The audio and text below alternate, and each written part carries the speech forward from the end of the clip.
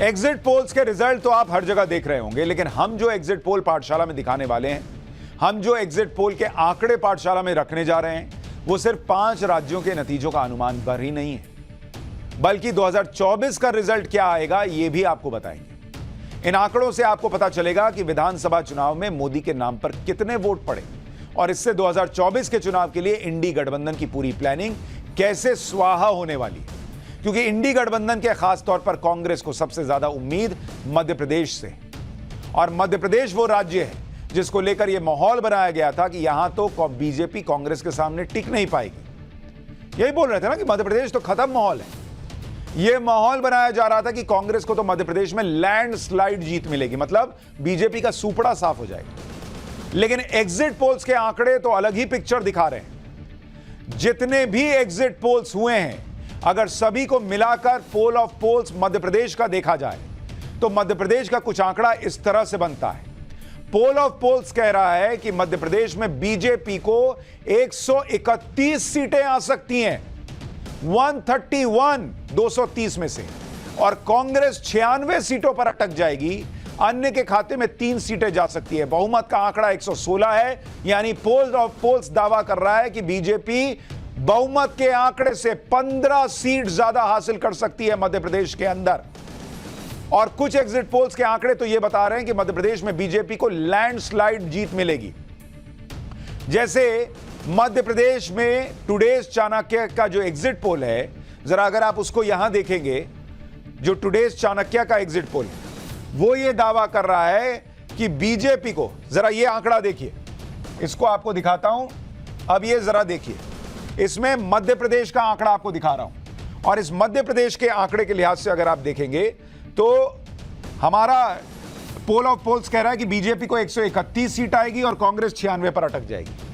लेकिन अगर आप देखेंगे टाइम्स नाउ नवभारत और ईटीजी का एग्जिट पोल कह रहा है कि कांग्रेस 117 तक जा सकती है और बीजेपी 111 तक जा सकती है। अब दूसरे एग्जिट पोल देखिए, न्यूज 18 कह रहा है कि बीजेपी 112, कांग्रेस 113, इतने कांटे की टक्कर है। आज तक और एक्सिस माई इंडिया का एग्जिट पोल कर रहा है कि बीजेपी तो 150 का आंकड़ा पार कर जाएगी, 150, 150 प्लस, और कांग्रेस मात्र 79। टीवी 9 भारतवर्ष का कह रहा है 111 बीजेपी और 116 कांग्रेस। इंडिया टीवी और सीएनएक्स का एग्जिट पोल कह रहा है कि बीजेपी 149, कांग्रेस 80, और न्यूज 24 चाणक्य का एग्जिट पोल भी कह रहा है कि बीजेपी 150 के पार चली जाएगी और कांग्रेस 74। और इसीलिए जो पोल ऑफ पोल्स बन रहा है, बीजेपी मध्य प्रदेश में 131 और कांग्रेस जो है वो मात्र 96 सीट पर रह जाएगी। यानी अगर आप ये देखेंगे कि मध्य प्रदेश के अंदर मोटे तौर पर यह नजर आता है कि एग्जिट पोल्स या तो नेक टू नेक फाइट दिखा रहे हैं या ये दिखा रहे हैं कि बीजेपी को मैसिव जीत मिलने जा रही है। टाइम्स नाउ नवभारत और ईटीजी ने जो एग्जिट पोल किया उसमें मध्य प्रदेश की 230 सीटों में से कांग्रेस को 109 से 125 सीट आ सकती है, बीजेपी को 105 से 117 और अन्य को 1 से 5 सीट मिलने का अनुमान है। वोट शेयर अगर आप देखेंगे मध्य प्रदेश के अंदर, एग्जिट पोल हमारा कह रहा है कि कांग्रेस को करीब 44% के आसपास मध्य प्रदेश में वोट मिल सकता है, बीजेपी को 42.2% और अन्य को 13.94% वोट मिल सकता है। यानी वोट प्रतिशत भी दोनों पार्टियों का बिल्कुल अगल बगल नजर आता है। अगर इसी आंकड़े को अगर आप देखें और 2018 के चुनाव से इसकी तुलना करेंगे तो आपको नजर आएगा कि कितना बड़ा फर्क जो है वो 2018 के मुकाबले नजर आ रहा है जब आप मध्य प्रदेश की बात करते हैं। और फिर मैं आपको बताऊंगा कि किसके नाम पर बीजेपी मध्य प्रदेश में वोट पड़ रहा है। अब आप देखिए मध्य प्रदेश के अंदर 2013 में बीजेपी को, कांग्रेस को 58 सीट आई, 2018 में कांग्रेस को 114 सीट आई, और टाइम्स नाउ नवभारत का एग्जिट पोल कह रहा है कि 109 से 125 सीट कांग्रेस को आ सकती है। इसी तरह से बीजेपी को 165 सीटें थी 2013 में, फिर बीजेपी 109 पर आई और इस बार बीजेपी की सीटें बढ़ रही हैं, 117 तक जा सकती है। अन्य का कोई रोल ज्यादा नजर आता नहीं, तो इसलिए वहां पर अन्य का कोई खेल हो जाए ऐसी कोई गुंजाइश नजर नहीं आती। अब आप जरा अगर इसी को वोट परसेंटेज के लिहाज से देखेंगे तो मध्य प्रदेश के अंदर भी कांग्रेस पार्टी को 36-37% वोट था 2013 में, 2018 में ये 4% बढ़ गया, 41% हुआ, और 2023 में ये 2% और बढ़ सकता है। अगर आप बीजेपी देखिए 45% पे थी, फिर 41% पर आई, लेकिन इस बार बीजेपी का वोट शेयर 42% जा रहा है, यानी बीजेपी का भी वोट शेयर बढ़ रहा है। जो वोट शेयर घट रहा है वो अन्य के खाते से निकल रहा है। यानी मध्य प्रदेश में बाइपोलर मुकाबला है, कांग्रेस और बीजेपी, बाकी कहीं है ही नहीं। मध्य प्रदेश में एक और फैक्टर की बहुत चर्चा हुई और वो फैक्टर है ज्योतिरादित्य सिंधिया का। सिंधिया कांग्रेस से बीजेपी में आए थे और इस चुनाव में कांग्रेस ने पूरी ताकत लगाई थी कि सिंधिया से कैसे बदला लिया जाए। इसके लिए ज्योतिरादित्य सिंधिया के गढ़ में कांग्रेस ने ताकत झोंकी, लेकिन एग्जिट पोल के आंकड़े सिंधिया के गढ़ की क्या पिक्चर दिखा रहे हैं यह भी आपको बताता हूं। ज्योतिरादित्य सिंधिया का जो गढ़ है वो ग्वालियर और चंबल का रीजन माना जाता है। इस रीजन में कांग्रेस को 18 से 20 सीटें आ रही हैं, लेकिन पिछले बार के मुकाबले सीटों का नुकसान हो रहा है कांग्रेस को, क्योंकि पिछले बार कांग्रेस 26 सीट पे थी। बीजेपी को इस रीजन में पिछले बार के 7 के मुकाबले सीटें ऑलमोस्ट डबल हो रही हैं, 13 से 15, और अन्य की सीटें वहीं की वहीं हैं।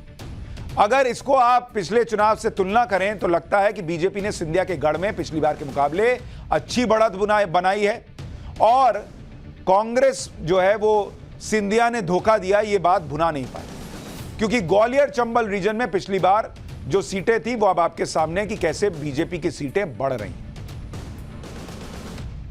एग्जिट पोल के अनुमान के मुताबिक विधानसभा चुनावों में किसके नाम पर वोट पड़ा, किस वर्ग ने किस पार्टी को वोट किया, एग्जिट पोल का वो आंकड़ा जिससे 2024 के भी बड़े संकेत मिल रहे हैं, अब आपको वो भी बताता हूं। अगर मध्य प्रदेश की बात करें तो मध्य प्रदेश की महिला और पुरुष वोटर्स ने किस पार्टी को वोट दिया है।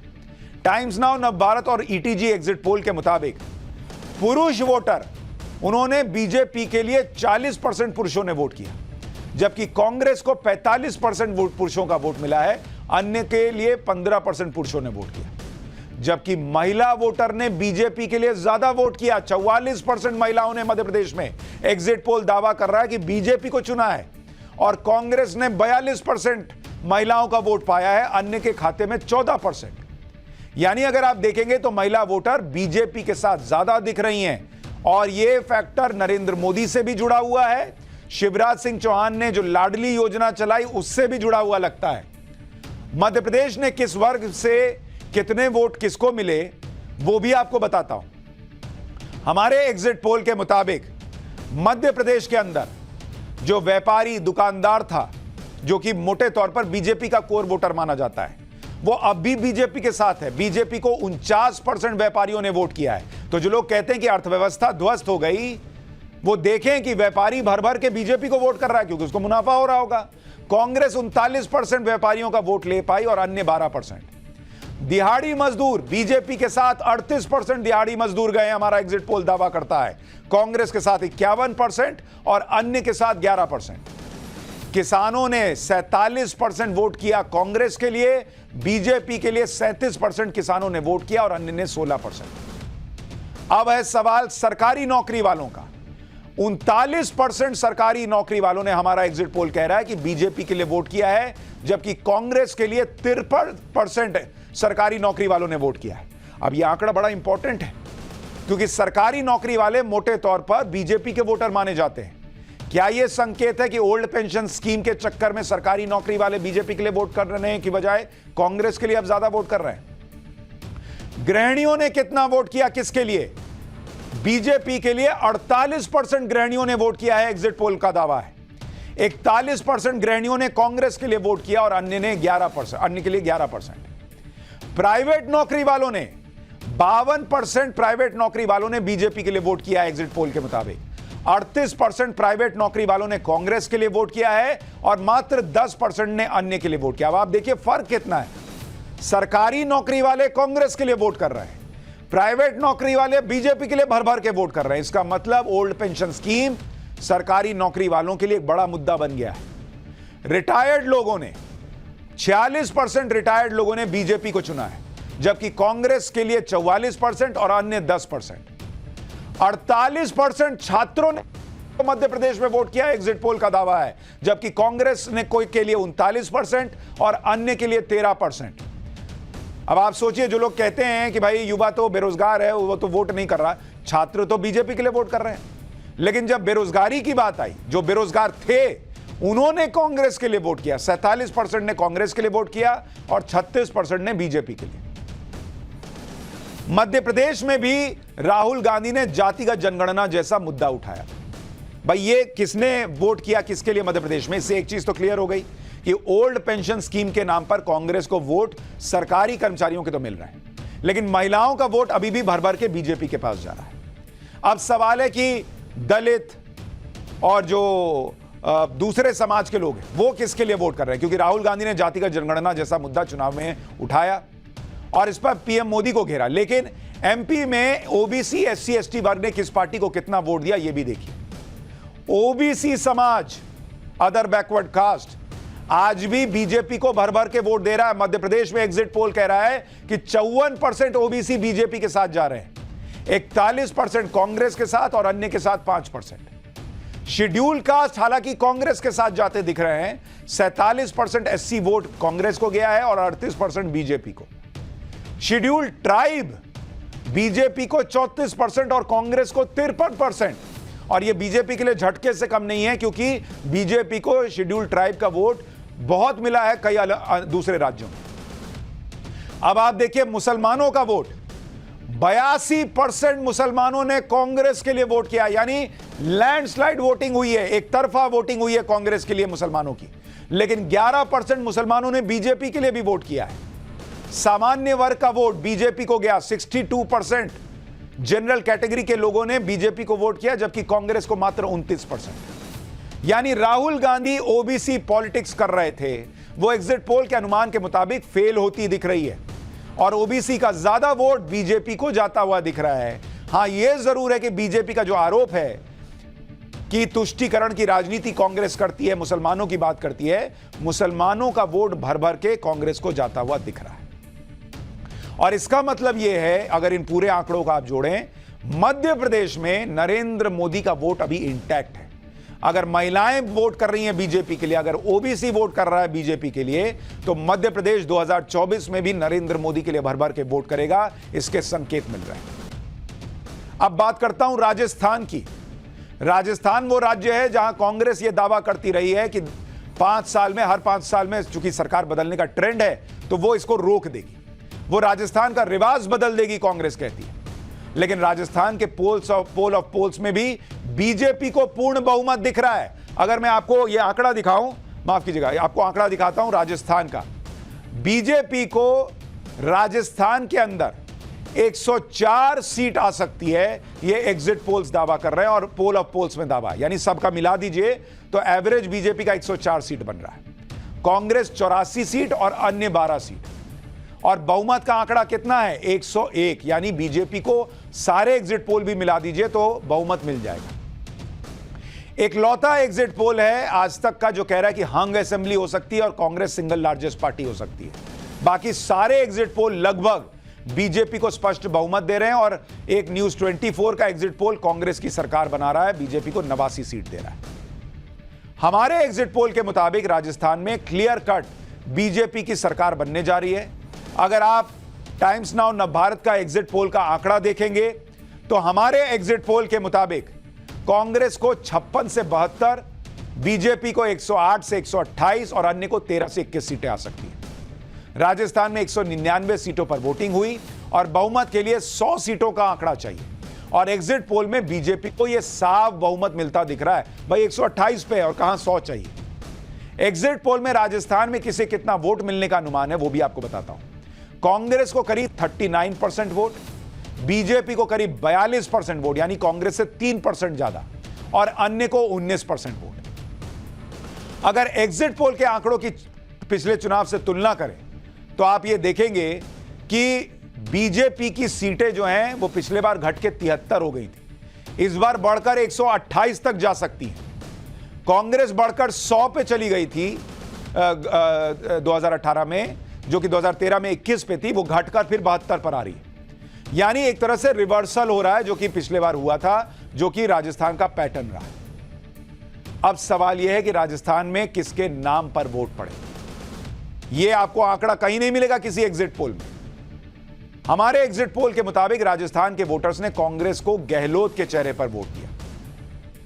हमने जब लोगों से पूछा कि किसके नाम पर वोट किया कांग्रेस को, तो मुख्यमंत्री के चेहरे पर 47% वोट पड़ा, जन कल्याणकारी योजनाओं पर 25% वोट, ओल्ड पेंशन स्कीम के वादे पर 12% वोट और पारंपरिक मतदाता 16% वोट। यानी राहुल गांधी का तो लोगों ने नाम भी नहीं लिया। जो वोट पड़ा है बढ़कर, या जिससे जितनी सीटें भी आ रही हैं, वो अशोक गहलोत के नाम पर आ रही हैं। राहुल गांधी के नाम पे कुछ नहीं, नीलबटे सन्नाटा। जबकि हमने राजस्थान के वोटर से पूछा कि बीजेपी को किसके नाम पे चेहरे पे वोट किया, तो उन्होंने कहा कि हिंदुत्व के नाम पर 26% लोगों ने वोट किया। मोदी का चेहरा जो है, मोदी का हिंदुत्व के नाम पर 26% ने वोट किया। नरेंद्र मोदी के चेहरे पर 28% लोगों ने वोट किया। चुनाव राज्य का है, लेकिन नरेंद्र मोदी के नाम पर फिर भी 28% लोग वोट कर रहे हैं। 14% राष्ट्रवाद के नाम पर वोट कर रहे हैं। और वर्तमान सरकार से जो नाराजगी है, एंटी इनकम्बेंसी है, उसके नाम पर 32% वोट पड़ा है। यानी आप हिंदुत्व, मोदी का चेहरा और राष्ट्रवाद मिला दें तो करीब करीब 50% से ज्यादा वोट बीजेपी को मिल जाता है। और इसमें आप अंदाजा लगा सकते हैं कि 2024 में क्या होगा, जब अभी नरेंद्र मोदी के नाम पर, उनके चेहरे पर और उनके हिंदुत्व की बातों पर इतना वोट पड़ रहा भर भर। आप अंदाजा लगा लीजिए 2024 में राजस्थान में क्या होने वाला है और देश में क्या होने वाला है। एग्जिट पोल के मुताबिक राजस्थान में महिला और पुरुष वोटर ने किस पार्टी को वोट किया, अब आपको यह भी बताता हूं। बीजेपी को पुरुष वोटर 43% वोट कर रहे हैं, करीब 44%, और 37-38% पुरुषों ने कांग्रेस को वोट किया। महिला वोटर राजस्थान में उल्टा हुआ है। राजस्थान में इस बार करीब 40% महिलाओं ने बीजेपी के लिए वोट किया है, जबकि कांग्रेस के लिए 42%। और इसीलिए कहा जा रहा है कि जो मुख्यमंत्री को चेहरा दिखाया गया एग्जिट पोल में, लोगों ने कहा कि नहीं हमने अशोक गहलोत के नाम पे वोट किया, उसमें अशोक गहलोत ने जो महिलाओं के लिए योजनाएं चलाई उसका योगदान हो सकता है, इसलिए यहां कांग्रेस को महिलाओं का वोट मिला। राजस्थान के एग्जिट पोल के मुताबिक समाज के किस पेशे के लोगों ने किस पार्टी को वोट किया, उसका डेटा भी सुनिए। इससे आपको पता चलेगा कि 2024 में क्या हो सकता है। किसानों का वोट 43% कांग्रेस को गया है, 42% बीजेपी को गया है। गृहिणियों का वोट 55% कांग्रेस को गया है, जबकि बीजेपी को 35%। यानी अशोक गहलोत की महिला सेंट्रिक योजनाएं गृहिणियों को पसंद आई राजस्थान के अंदर। छात्रों का वोट 44% छात्रों ने बीजेपी के लिए वोट किया, जबकि 38% ने कांग्रेस के लिए। यानी हम मध्य प्रदेश देखें या राजस्थान देखें, हर जगह छात्र जो यूथ है वो बीजेपी के साथ दिख रहा है। दिहाड़ी मजदूरों ने 47% कांग्रेस के लिए वोट किया, जबकि 40% ने बीजेपी के लिए। प्राइवेट नौकरी वालों ने 51% ने बीजेपी को वोट किया, जबकि 36% ने कांग्रेस को। मध्य प्रदेश में भी प्राइवेट नौकरी वालों ने बीजेपी को भर भर के वोट दिए। 43% बेरोजगारों ने बीजेपी को चुना है, एग्जिट पोल का दावा है। 37% कांग्रेस के साथ जा रहे हैं। रिटायर्ड यानी बुजुर्ग लोगों में बीजेपी 38% की पसंद है, जबकि 51% कांग्रेस को पसंद कर रहे हैं। यानी यहां उल्टा है। व्यापारी और दुकानदार 46% की पसंद बीजेपी, जबकि 40% व्यापारियों और दुकानदारों की पसंद कांग्रेस है। सरकारी नौकरी वाले 54% सरकारी नौकरी वाले कांग्रेस के साथ हैं राजस्थान में भी, और बीजेपी के साथ मात्र 25%। यानी मध्य प्रदेश में भी सरकारी नौकरी वाले कांग्रेस के ओल्ड पेंशन स्कीम के वादे के साथ गए, ऐसा लग रहा है एग्जिट पोल में। और राजस्थान में भी सरकारी नौकरी वाले कांग्रेस के साथ जा रहे हैं, यह दिख रहा है ओल्ड पेंशन स्कीम के नाम पर। यानी ओल्ड पेंशन स्कीम जिसने हिमाचल में कांग्रेस की सरकार बनाई, वो मध्य प्रदेश और राजस्थान में भी कांग्रेस को वोट दिलवा रही। हालांकि कांग्रेस या सरकारी नौकरी वाले इतने नहीं हैं कि उससे बहुमत आ जाए राजस्थान में कांग्रेस को, लेकिन वोट ओल्ड पेंशन स्कीम के नाम पर शिफ्ट हो रहा है, यह दिखता है। राजस्थान में किस जाति ने किस पार्टी को कितना वोट किया, कांग्रेस का जातिगत जनगणना का कार्ड कितना चला, अब आपको यह बताता हूं। जाटों ने बीजेपी के लिए 41% वोट किया एग्जिट पोल के मुताबिक, जबकि कांग्रेस के लिए 34%। राजपूतों ने बीजेपी को 68% वोट चुना किया है, जबकि 17% ने मात्र कांग्रेस को किया। ब्राह्मणों ने भर भर के बीजेपी को वोट दिया एग्जिट पोल के मुताबिक, 66% बीजेपी के लिए, कांग्रेस के लिए 20%। वैश्य समाज बीजेपी के लिए 50%, कांग्रेस के साथ 35%। गुर्जर गुर्जर अगर आपको यहां दिखाऊं, जरा देखिए, गुर्जरों को आप देखेंगे, जरा यहां डालिए, गुर्जरों को अगर आप देखेंगे, मैं आपको दिखाऊं, जो गुर्जर वोट है वो देखिए बीजेपी और कांग्रेस के लिए, कांग्रेस को मात्र 36% और बीजेपी के लिए 49%, यानी गुर्जरों ने भी बीजेपी के लिए भर भर के वोट किया है। और ये मैंने आपको पाठशाला में बताया था कि कैसे सचिन पायलट की वजह से ये वोट कांग्रेस से छिटक सकता है, वो होता हुआ दिख रहा है। मेघवाल समाज कांग्रेस के साथ गया है 64% और बीजेपी के साथ 23%। बाकी सारा समाज इस वक्त बीजेपी के साथ खड़ा है। मीणाओं ने, इन्होंने कांग्रेस के लिए वोट किया है 55% और बीजेपी के लिए 42%। माली कांग्रेस के लिए 60%, बीजेपी के लिए 31%। अब देखिए मुस्लिम वोट 81% कांग्रेस के साथ, बीजेपी के साथ 11% और एग्जैक्टली यही 81-11 का आंकड़ा था मध्य प्रदेश के लिए। अब आप सोचिए, जब मुसलमान 81% कांग्रेस को भर भर के वोट दे रहा है राजस्थान में, मध्य प्रदेश में एग्जिट पोल के मुताबिक, तो भाई तुष्टीकरण की पॉलिटिक्स क्यों नहीं होगी? इतना बल्क में हिंदू का वोट तो मिलता नहीं किसी को भी। जब 81% वोट मिलने की बातें आएंगी तो भाई आदमी तो चुनेगा ही ना, उसको नेता तो चुनेगा ही। अगर एग्जिट पोल को आप देखें तो राजस्थान को लेकर यह क्लियर होता है कि पीएम मोदी ने जो भविष्यवाणी की थी वो सच साबित होगी। वहां अशोक गहलोत सरकार की वापसी नहीं हो रही है। पीएम ने कहा था कि गहलोत की सरकार अब कभी नहीं बनेगी। अशोक गहलोत की योजनाओं का जो डंका पीटा गया वो नहीं चलता दिख रहा। राजस्थान में पीएम मोदी की गारंटीज पर जनता ने भरोसा किया। राजस्थान में 5 साल में सरकार बदलने का ट्रेंड भी रहा है, वो भी हो रहा है। बिना चेहरे के चुनाव लड़ने की पीएम मोदी की रणनीति काम कर रही है, ऐसा लग रहा है। अशोक गहलोत और सचिन पायलट के टकराव का फायदा भी बीजेपी को हुआ है। और जो बीजेपी में टकराव था, भाई वसुंधरा को आगे नहीं किया, ये नहीं किया, वो नहीं किया, उसको कंट्रोल कर लिया गया। कुछ दिन पहले ही पीएम मोदी ने अशोक गहलोत को लेकर क्या भविष्यवाणी की थी, आज एग्जिट पोल के ये आंकड़े देखकर आपको वो याद दिलाता हूं। आज एक भविष्यवाणी करने की हिम्मत कर रहा हूं। करो, मेरी ये भविष्यवाणी है, ये मेरी नहीं है। इस पवित्र धरती की ताकत है कि मेरे मन में ये विचार आया है और इसलिए बोलने की हिम्मत कर रहा हूं और मावजी महाराज की क्षमा मांग करके बोलने की हिम्मत कर रहा हूं। पूरे राजस्थान के लोग लिख करके रखे, इस बार तो नहीं, अब राजस्थान में कभी भी अशोक गहलोत की सरकार नहीं बनेगी।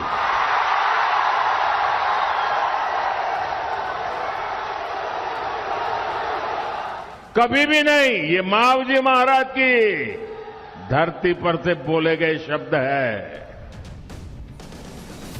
अब नतीजों के दिन क्या होगा ये तो नहीं पता, लेकिन एग्जिट पोल में कम से कम नरेंद्र मोदी की भविष्यवाणी सही साबित होती दिख रही है।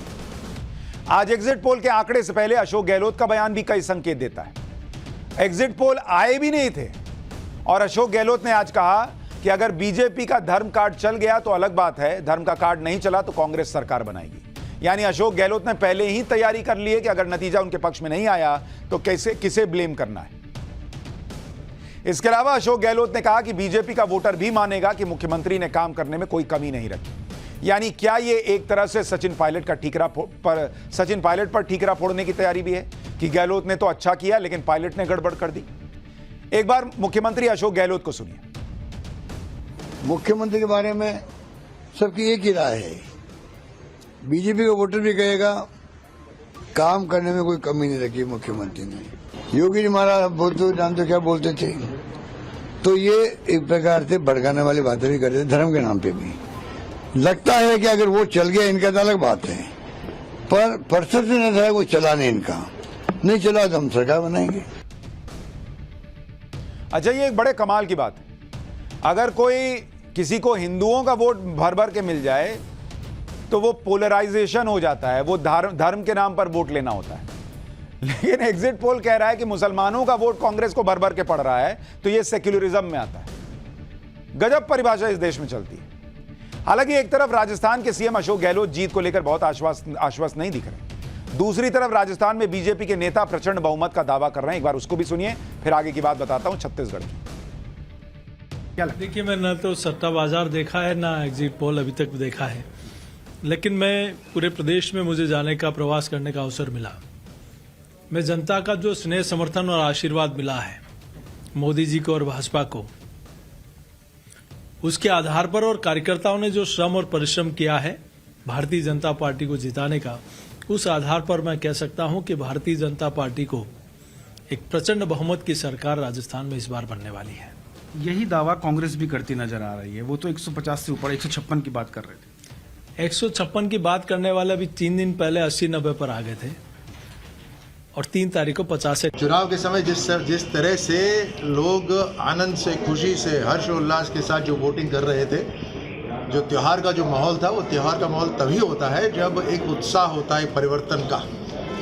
तो ये तय है, भारतीय जनता पार्टी की सरकार आ रही है। 4 दिसंबर को अखबार की सुर्खियां होंगी पूर्ण बहुमत के साथ या प्रचंड जीत के साथ भारतीय जनता पार्टी राजस्थान में सरकार बना रही है। गहलोत साहब का समय खत्म। सबके अपने अपने दावे हैं। उधर मध्य प्रदेश और राजस्थान के बाद एक राज्य और है जहां से कांग्रेस को बहुत उम्मीद है, और वो राज्य है छत्तीसगढ़। छत्तीसगढ़ में राजस्थान की ही तरह कांग्रेस की सरकार है और वहां भी कांग्रेस ये दावा कर रही थी कि वो सरकार रिपीट करेगी।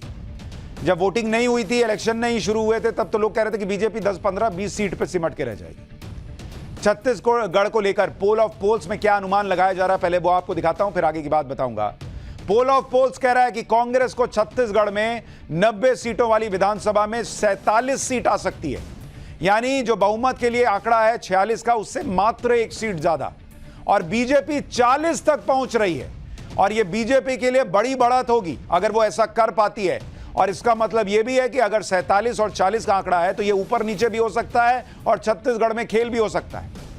छत्तीसगढ़ भी वो राज्य है जिसको लेकर कहा जा रहा था कि यहां कांग्रेस के सामने बीजेपी टिक नहीं पाएगी, लेकिन एग्जिट पोल के नतीजों में कांग्रेस को बढ़त दिख रही है। बहुमत के पार कांग्रेस दिख रही है, लेकिन बीजेपी बहुत पीछे नहीं है। आप देखिए हर एग्जिट पोल में 45-41, 45-41, 46-41, 47-40, 48-49 का मामला है। कहीं भी जो आप देखेंगे, सिर्फ नवभारत का एग्जिट पोल छोड़कर कांग्रेस पार्टी 50 तक नहीं पहुंच पा रही। ऐसे में लोग कह रहे हैं कि उलटफेर की संभावना है। हालांकि कुछ एग्जिट पोल ऐसे भी हैं जिन्होंने छत्तीसगढ़ में बहुत क्लोज फाइट होने का अनुमान लगाया है, और इसको अगर आप देखेंगे तो इससे पता चलता है कि मामला पलट भी सकता है। वैसे टाइम्स नाउ, नवभारत और ईटीजी के एग्जिट पोल के मुताबिक छत्तीसगढ़ में कांग्रेस की सरकार बनती दिख रही है, लेकिन अगर आप वोट परसेंट को देखेंगे तो आपको समझ में आएगा कि क्या हो सकता है। कांग्रेस को वोटिंग परसेंटेज की बात करूं, कांग्रेस को करीब 46% वोट छत्तीसगढ़ में मिलता दिख रहा है, बीजेपी को 42.5% और अन्य को करीब करीब 11%। लेकिन अगर छत्तीसगढ़ के पिछले बार के चुनाव से तुलना कीजिएगा तो पिछले बार कांग्रेस को 68 सीट मिली थी, जबकि एग्जिट पोल में आप देखेंगे इस बार कांग्रेस को 10 से 20 सीट का नुकसान होता हुआ दिख रहा है, जबकि बीजेपी की सीटें दोगुनी होती भी नजर आ रही है। बीजेपी छत्तीसगढ़ में पिछली बार 15 सीट पर सिमट गई थी और इस बार एग्जिट पोल में बीजेपी को 32 से 40 सीटें मिलने का अनुमान है। आप सोचिए, बीजेपी ने गजब का गेन किया है, ऑलमोस्ट मतलब डबल से भी ज्यादा भाई, और कांग्रेस जो है वो नीचे गिर गई है। हालांकि एग्जिट पोल के नतीजों पर जब छत्तीसगढ़ के सीएम भूपेश बघेल से सवाल किया गया तो उन्होंने 75 सीटें मिलने का दावा ठोक दिया। एक बार भूपेश बघेल को सुनिए। 7 एग्जिट पोल में किसी का आंकड़े एक आध समानता है, लेकिन 2 दिन बाद वो सभी पोल जो है एक समान होंगे। तो एग्जिट पोल चलने दीजिए, लेकिन सरकार हमारी बनेगी भारी बहुमत से बनेगी, उससे और अधिक जाएगा। वो जो 57 है ना, वो 75 इधर उधर होगा। लेकिन अब सवाल यह है कि छत्तीसगढ़ में लोगों ने अगर कांग्रेस को वोट किया है, और इतना टाइट मामला है भी, क्योंकि कहा जा रहा है कि एग्जिट पोल में बीजेपी की सीटें वोट शेयर करीब 10% बढ़ता दिख रहा है, तो यह किस वजह से हुआ है? तो हमने पूछा कि कांग्रेस को वोट किस बात पे दिए बॉस, तो लोगों ने कहा मुख्यमंत्री का चेहरा देखकर 34%, जन कल्याणकारी योजनाएं 18%, सरकार का अच्छा काम 31%, पारंपरिक मतदाता 17%। यानी यहां भी राहुल गांधी का चेहरा देखकर किसी ने वोट नहीं किया है। अब आप सोचिए 2024 में क्या होगा। लेकिन हमने फिर छत्तीसगढ़ के लोगों से पूछा कि बीजेपी को अगर वोट दे रहे हो तो किस बात पे दे रहे हो, ये भी बताओ। तो लोगों ने कहा कि हिंदुत्व की बात पर 12%, नरेंद्र मोदी का चेहरा देखकर 33% लोग, विधानसभा का चुनाव है लेकिन 33% लोग नरेंद्र मोदी का चेहरा देखकर वोट कर रहे हैं। लोक लुभावन वादे पर 28% और वर्तमान सरकार से नाराजगी यानी एंटी इनकम्बेंसी 27%। यानी हर जगह आपको यह कॉमन फैक्टर दिख रहा है कि नरेंद्र मोदी का चेहरा देखकर लोग वोट कर रहे हैं विधानसभा चुनाव में, जबकि नरेंद्र मोदी को सीएम नहीं बनना है। अब आप सोचिए, जब नरेंद्र मोदी के नाम पर और उनके काम पर 2024 में वोट पड़ना होगा तो यह 33% कहां जाएगा। इसलिए मैं आपको कह रहा हूं कि एग्जिट पोल के नतीजों में हम आपको 2024 का हिसाब भी दिखा रहे हैं, और यही हाल रहा तो इंडी गठबंधन स्वाहा हो जाएगा 2024 में। और सिर्फ इसी वजह से स्वाहा नहीं होगा इंडी गठबंधन, इसलिए भी स्वाहा होगा कि अगर कांग्रेस की 1-2 जगह जीत हो गई, आज सलमान खुर्शीद ने हमारे चैनल पे कह दिया कि भाई इंडी गठबंधन में हम जो है बड़ी भूमिका निभाएंगे अगर हम इस तरह से जीतते हैं तो भैया वहां पे अभी तो ये लोग अभी मध्य प्रदेश में समाजवादी पार्टी अखिलेश यादव को नहीं सटा रहे थे, उसके बाद तो सबको कौन ही मार देंगे, हटो अब राहुल जी लीड करेंगे। तो इंडी गठबंधन के लिए बुरा संकेत है ये। हालांकि छत्तीसगढ़ में महिला और पुरुष वोटर किस पार्टी की तरफ उनका रुझान दिखा है, अब जरा ये आंकड़ा देखिए। छत्तीसगढ़ में 42% पुरुषों ने बीजेपी के लिए वोट किया है, जबकि 47% ने कांग्रेस के। महिला वोटर 45% कांग्रेस और 41% बीजेपी के साथ गई है। छत्तीसगढ़ में किसान, छात्र, बेरोजगार ये किसके लिए वोट कर रहे थे? व्यापारियों ने बीजेपी के लिए वोट किया 48%, कांग्रेस के लिए 46%। दिहाड़ी मजदूर बीजेपी के लिए 38%, कांग्रेस के लिए 53%। किसान कांग्रेस के लिए 64%, बीजेपी के लिए 32%। और ये जो कर्ज माफी का वादा किया गया था, ये उसी का इंपैक्ट बताया जा रहा है कि कांग्रेस के लिए किसान भर भर के वोट कर रहा है। सरकारी नौकरी वाले बीजेपी के लिए 29%, कांग्रेस के लिए 56%। यह बीजेपी के लिए चिंता का विषय है कि ओल्ड पेंशन स्कीम के नाम पर सरकारी नौकरी वाले लोग बीजेपी से दूर जा रहे हैं। गृहिणियां बीजेपी 43%, कांग्रेस 46%। प्राइवेट जॉब वाले बीजेपी के लिए 48%, कांग्रेस के लिए 43% वोट कर रहे हैं, एग्जिट पोल का दावा है। बुजुर्ग यानी रिटायर्ड लोग 51%, कांग्रेस, बीजेपी के लिए 42%। छात्र यहां पर छत्तीसगढ़ में कांग्रेस को पहली पसंद बता रहे हैं 46%, जबकि बीजेपी 42%। बेरोजगारों की पहली पसंद बीजेपी है 49% और कांग्रेस मात्र 35%। यानी छत्तीसगढ़ में भी जो स्थिति है उसमें नरेंद्र मोदी का चेहरा ही काम करता दिख रहा है। छत्तीसगढ़ में भी राहुल गांधी का ओबीसी कार्ड चलता नहीं दिख रहा। ओबीसी, एससी, एसटी वर्ग ने किस पार्टी को कितने वोट दिए, अब यह सुनिए। अदर बैकवर्ड कास्ट 52% बीजेपी के साथ जा रहा है, एग्जिट पोल का दावा है, कांग्रेस के साथ 41%। शेड्यूल कास्ट 54% कांग्रेस के साथ, बीजेपी के साथ 31%। शेड्यूल ट्राइब कांग्रेस के साथ 58%, बीजेपी के साथ 30%। मुसलमान यहां भी 80% मुसलमान कांग्रेस के लिए वोट कर रहा है, लेकिन बीजेपी के लिए 13% मुसलमान कर रहा है।